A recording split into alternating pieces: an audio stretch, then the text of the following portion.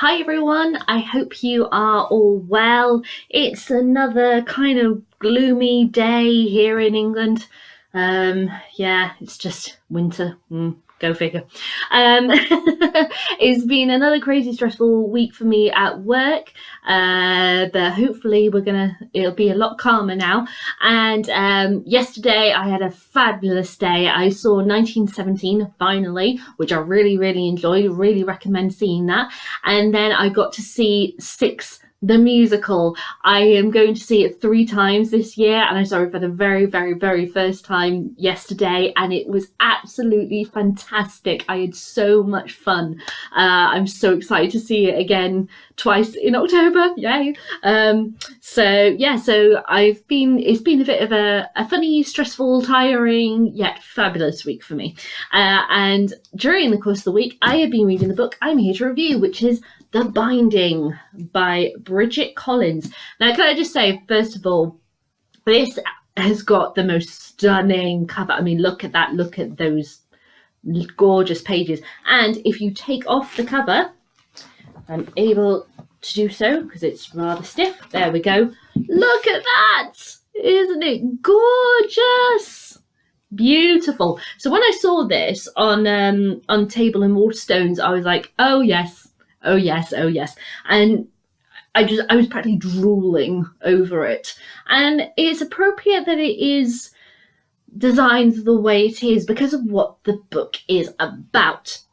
Now, The Binding is about a boy called Emmett, who is a farmer. He lives on his family's farm with his sister Alta and his parents, and one day he basically gets told that he's going to be a bookbinder's apprentice, a bookbinder called Seredith, who lives quite a ways from his home. He's just told that it's going to happen. He doesn't really know anything about bookbinding, nothing at all, and he's just told, right, this is happening. He's never even heard of Seredith before. And it's a world in which it's kind of set around, because of the descriptions and everything and what Bidget Collins was saying at the Cheltenham Literature Festival, it's kind of set around like the 1830s, but it's never officially said what year it is set in, but it's around that time. And it's a world in which books are feared.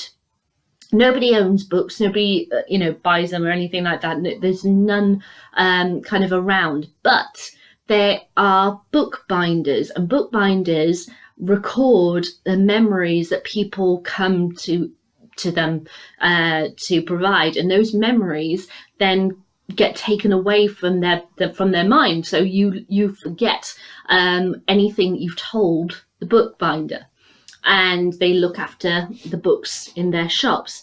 And one day with Emmett, so he's learning to be a bookbinder, and he discovers a book in a vault with his name on it. But it's, how did it get there? What memories have been stolen from him? Have they been stolen from him? Did he give them up voluntarily? What is in this book? And it's about his journey going through that. So that's the premise of the book. So when I went to read this, because I really like historical fiction, because I love, Victorian writing and, Victorian setting books, I love kind of supernatural magic kind of stuff. I was like, oh, this ticks all the boxes and is absolutely gorgeous design cover. I was like, yep, really super excited to read. And then I started reading it, and I have some issues. So Bidget Collins, just so you know, this is actually being tagged over and over again as her debut novel. It is not her debut novel. It's her debut adult fiction novel. She has written several young adult fiction books. I haven't read any of those before. But this is her going from young adult fiction into adult fiction. So it's an author who has published previously, so she knows things about characterization and structure and all that jazz. So I felt, I didn't feel that thing of kind of like how I did maybe last week when I read The Doll Factory, that thing of well, there might be some little quirks or something, but given that it's their first book, give them space and see how they evolve as a writer. And I suppose you could argue the same thing for going from one genre to another for an author, but she already knows about structure and characterization and everything like that. So I'm not very much want to give her much leeway, as it were, of letting her off for certain things. And this book had so much potential, and I just feel like it didn't meet up to it. It's split into 3 sections. The first 2 sections are from the first person perspective of our main character, Emmett, who, as I said, was being made a bookbinder's apprentice without him having any idea why or what his job would be as the apprentice. And then the 3rd section, you are then thrown into the first person perspective of another character called Lucien, who has an association with Emmett. Now, that was jarring, the fact that we're going from the first perspective for 2/3 of a book with one person, getting to know their thoughts, their feelings, all this kind of stuff, and then getting thrown into the perspective of another character. I don't mind when a book shifts back and forth between first perspective character, but why have me go through 300 odd pages with one character and then totally introduce a brand new situation with a separate character for the last 150 pages, I think it was, where I had to learn a whole new set of rules, whole new set of characters.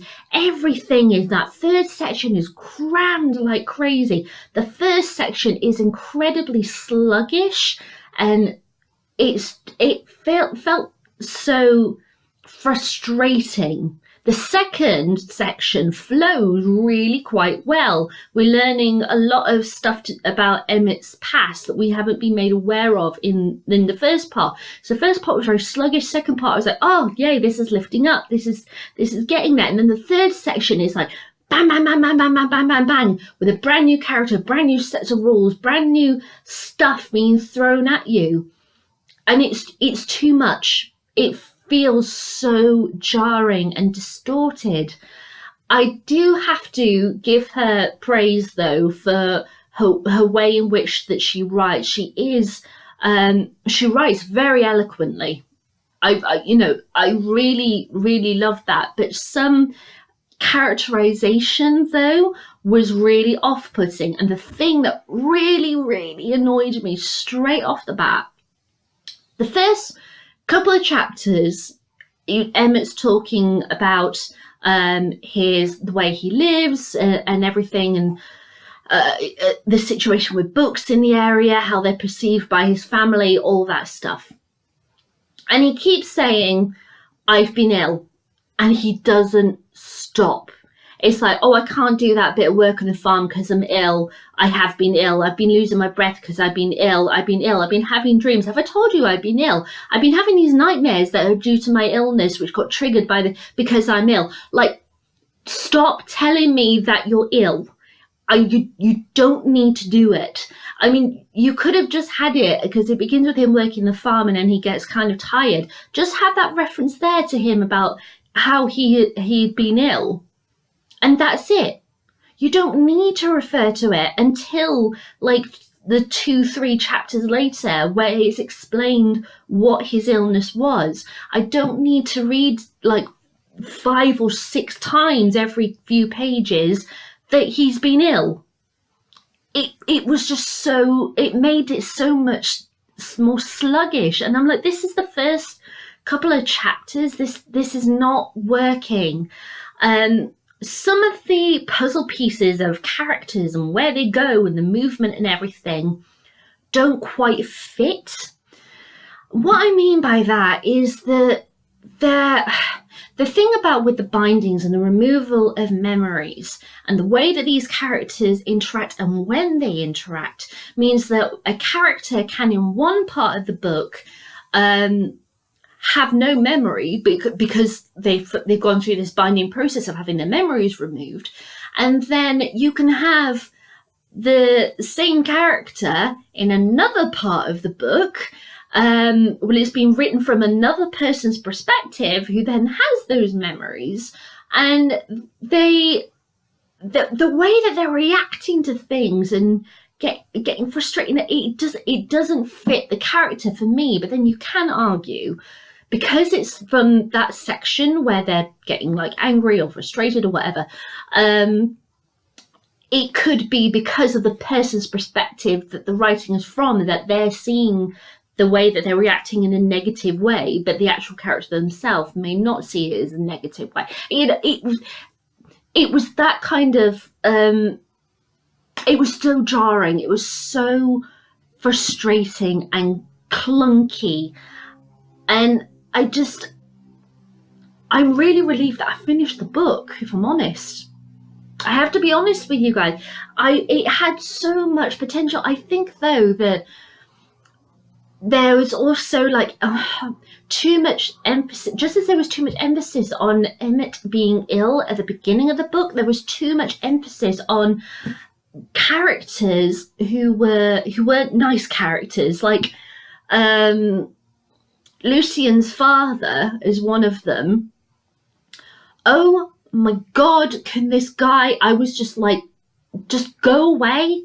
Because he's one of these characters that, you know how sometimes you get in books where it just so happens that right when the nice people talk about a plan or whatever, there's always the bad guy that's lingering in the dark who somehow knew that they were going to be at that exact place at that exact moment and just pops up, and that kind of thing. It felt like he was like that throughout the whole of the book where he appears. He just constantly pops up and just makes a horrible mess of stuff and doesn't give a crap. I was expecting him to almost like have a mustache and start twirling it, you know, like how in old silent movies how they would show a bad guy, you know, put him in a top hat and a cape with a big mustache and he starts twirling and going, you know, that's how I felt about him. It felt like almost caricatures of people from the past, whereas in the Doll Factory that I read last week, it felt like these people were real, and Elizabeth was bringing real life situations to the past and bringing colour back into it to show that just because people lived in Victorian times doesn't mean they didn't have the same issues that we go through now in modern day England. Whereas Bidget Collins, she put in a more modern element, as it were, made it this massive focus of why bindings have been done for these couple of characters, which I can understand why. Don't get me wrong, I'm not saying that was a bad thing. I can understand why they would do these characters would have the binding process because of the various events. But at the same time, it's like, that's it. That if it was something like one of these books had a very serious memory that could change everything for like the people in the entire county or something, really dark, sinister stuff. Like one of them could be like a serial killer or something, and no one would know because how they'd had these bindings done to take away their memories, and Emmett stumbled upon this and the thing of, what should I do? Is it right to say something? You know, something like that. That would have been a really great thing. I feel like, and that wasn't done. Although, to be fair, Lucian's father does have a very checkered past, let's put it that way, and that was a very interesting part of the book to go through, which it kind of is like what I just described of what would you do if you knew that this is happening and everything. But at the same time, it was just kind of like, oh my God, you know, character going, oh my God, this guy is so evil, ugh, like that. And, oh, well, that thing's just happened now, so we don't have to worry about that anymore. Why? it just, the more I read it, the more frustrated I got with it. It is eloquently written. Thumbs up. It is beautifully, beautifully produced. Thumbs up. Characters, I'll give her a sort of half thumb up for that one, because even though I did like characters, I found it so interesting that I found Lucian more of an interesting character than our main character, Emmett. He's you could say they're both kind of leading, but they're not. Lucian is kind of a co-star, as it were, to the lead Emmett. And Emmett, I couldn't get along with him. I think Lucian has got far more interesting story, and the fact that all of his stuff was absolutely crammed in his final 150 odd pages, it was too much to cram in that final section. If it had been laid out better, I think, so that the first section wasn't so sluggish and the third section wasn't so crammed, it would have read better, at least for me. The setting is really great. I really liked Seredith, I have to say, and it's really frustrating for me what Bridget did with Seredith. But yeah, I can't forgive how it's so clunky and distorted, disjoined, and just off-putting. It had so much potential, but it just didn't fit for me. Now, obviously, there are going to be people out there, people watching this video, who absolutely love this book, and if you love it, that's great. But I'm one of the people who didn't get along with it.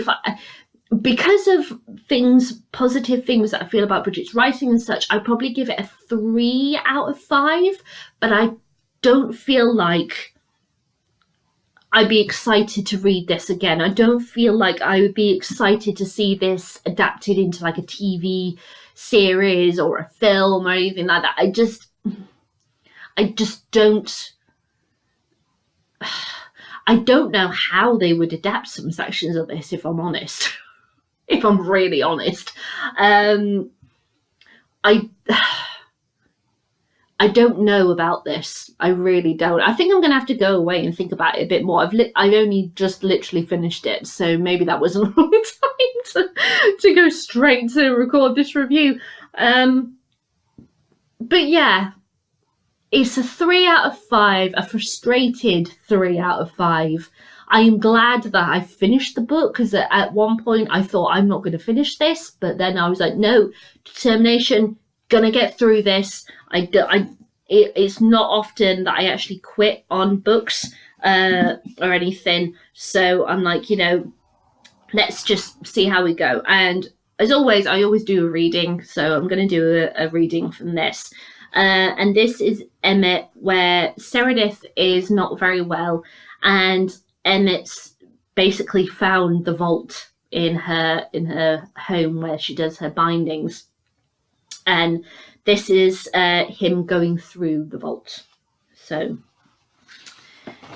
it smelt of damp.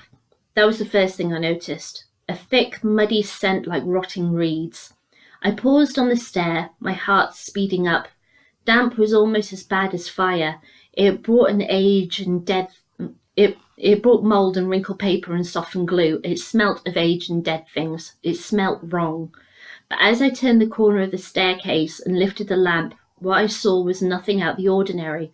A little room with a table and cupboards, a broom and a bucket, chests that were marked with stationers' labels.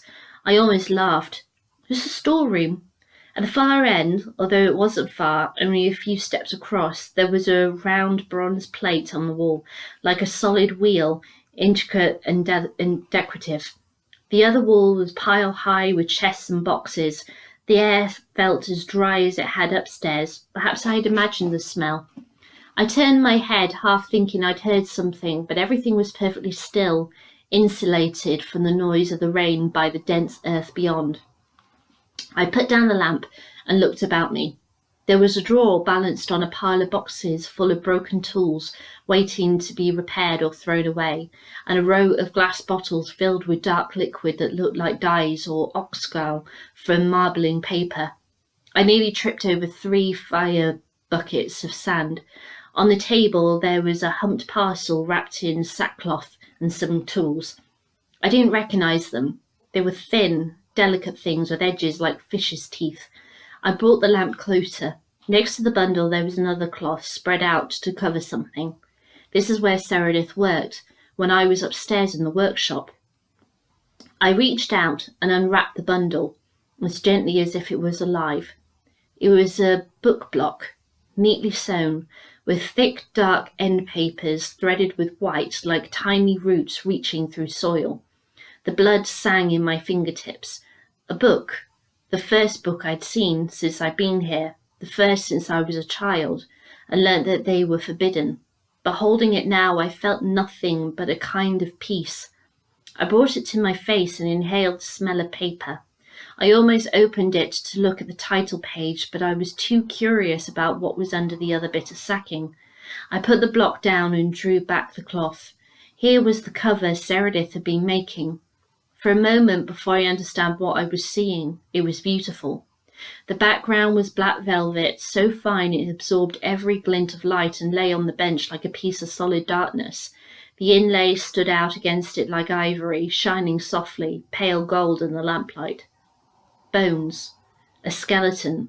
The spine curled like a row of pearls around around pale twigs of legs and arms, and the tiny splinters of toes and fingers. The skull bulged like a mushroom. They were small. That was smaller than my outstretched hand, those bones. They were as small and fragile as a bird's, but it wasn't. It hadn't been a bird. It was a baby. So as you can see, she does write really beautifully, very elegantly, but just the way it's been put together, the way that everything was crammed in at the end, but very sluggish at the beginning, the overemphasis on certain parts that just didn't need to be there, and some characters who I didn't see why they needed to be there, really. There wasn't really any requirement. It really didn't work for me, I'm afraid, guys. But sometimes that happens. I like books, I don't like books, and this is one that, unfortunately, as much as I was so excited to read it and really wanted to like it, I just couldn't love it. So I couldn't get through the faults. So it's a 3 out of 5 for The Binding by Bidget Collins. As to if this being adapted, at the Cheltenham Literature Festival where I saw Bidget Collins talking about the book, she said that they were in talks about it at the moment, but nothing further from there. I haven't heard anything. I haven't seen anything online to say that they had sold the rights, so there might be an adaptation of this coming, but I don't know when. As I said, I think there's sections that they might not necessarily be able to adapt. But then I have a feeling that this is one of these ones where they might take the concept and the character names and then completely rewrite it for TV or film. Honest to God, I have this gut feeling that could happen with this. But yeah, we'll just have to see what happens. But oh well, there we go. That was The Binding by Bidget Collins. Have you read this book? I'd love to know what you think. You can leave me a comment in the comments box below. Give me a thumbs up, thumbs down. Entirely up to you, let you decide. And my next 5 books are picked, and I'm going to announce them in a separate video, which should be appearing on my channel shortly. All right, and guys, bye.